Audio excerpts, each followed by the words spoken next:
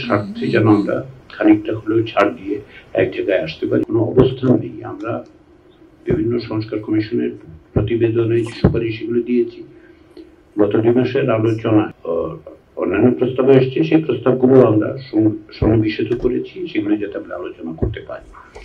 তো আর কাঠামোগত দিক থেকে আমরা চেষ্টা করছি যে নির্দিষ্ট বিষয়ে প্রতিদিন আগামী কয়েকদিনের নির্দিষ্ট বিষয়ে আপনাদের জানানো হয়েছে, কিন্তু যেটা গুরুত্বপূর্ণ সেটা হচ্ছে যে আমরা চেষ্টা করব, কিন্তু এটা কোনো মানে আমরা যে সবগুলো সব প্রতিদিনই শেষ করতে পারবো এরকম কোনো নিশ্চয়তা নেই, কারণ আমরা চাই আলোচনা করে ওই এক জায়গায় আসার জন্য।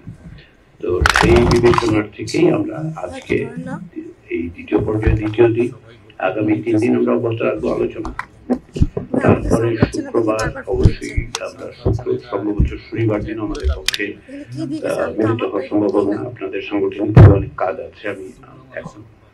তো তারপরে আমরা রোববার থেকে আবার শুরু করবো। যদি আপনারা সম্মত হন তাহলে আমরা শনিবারও আসলে বৈঠকে মিলিত হতে পারি।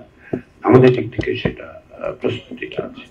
তো আবার সবাইকে আমার ধন্যবাদ জানাই যে আপনারা এই আলোচনার প্রক্রিয়া এবং ঐক্যমতে পৌঁছানোর প্রচেষ্টার সঙ্গে আপনাদের সহযোগিতার জন্য সবাইকে ধন্যবাদ।